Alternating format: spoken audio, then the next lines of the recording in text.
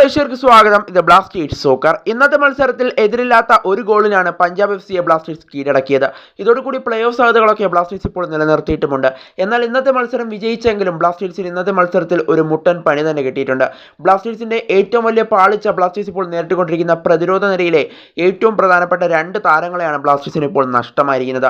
അത് അടുത്ത മത്സരത്തിലായിരിക്കും ബ്ലാസ്റ്റേഴ്സിന് വലിയ തിരിച്ചടി നൽകുക എന്ന് നമ്മൾ പറയേണ്ടതായിട്ടുണ്ട്.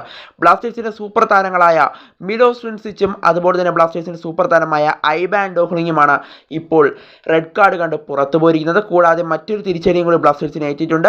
ബ്ലാസ്റ്റേഴ്സിന്റെ മധ്യനിരയിൽ ഇന്ന് കളിച്ച ഡാനിഷ് ഫറൂഖിന് ഇന്നൊരു യെല്ലോ കാർഡ് വഴങ്ങേണ്ടതായിട്ട് വന്നിട്ടുണ്ട്. അദ്ദേഹത്തിന് ഇപ്പോൾ ഈ സീസണിൽ 4 യെല്ലോ കാർഡുകൾ അദ്ദേഹം വഴങ്ങിയിട്ടുണ്ട്.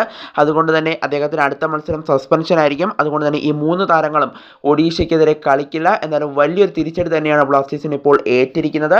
എന്നാലും ഈ താരങ്ങൾ ഇല്ലാതെയായിരിക്കും അടുത്ത മത്സരത്തിൽ ബ്ലാസ്റ്റേഴ്സ് ഇറങ്ങുക.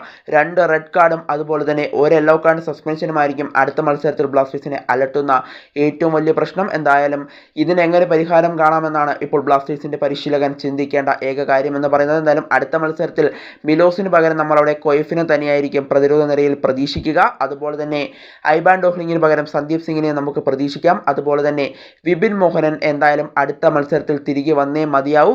ഇനിയും 2 മത്സരങ്ങൾ അദ്ദേഹത്തെ പുറത്തിരുത്തുമെന്ന് പരിശീലകൻ വ്യക്തമാക്കിയെങ്കിൽ പോലും ഇനി അവിടെ ഡാനിഷ് ഫറൂഖിന് പകരം വേറെ ചോയ്സ് ഇല്ല. അവിടെ നമുക്ക് നല്ല ഒരു പരിചയസമ്പത്തുള്ള പ്ലെയറിനെ വേണം. അതവിടെ വിപിൻ മോഹനൻ മാത്രമേ ഉള്ളൂ. അതുകൊണ്ട് തന്നെ വിപിൻ മോഹനനെ എന്തായാലും നമുക്കവിടെ ആവശ്യമാണ്. എന്തായാലും വിപിൻ മോഹനൻ ഡാനിഷ് ഫറൂഖിൻ്റെ പകരക്കാരനായി അടുത്ത മത്സരത്തിൽ മധ്യനിരയിലേക്ക് കടന്നു വരുമെന്ന് പ്രതീക്ഷിക്കാം. കൂടാതെ പ്രതിരോധ നിരയിലെ 2 റെഡ് കാർഡ് ബ്ലാസ്റ്റേഴ്സിന് വലിയ രീതിയിൽ തന്നെ തിരിച്ചടി നൽകുമെന്നുള്ള കാര്യവും ഉറപ്പാണ്.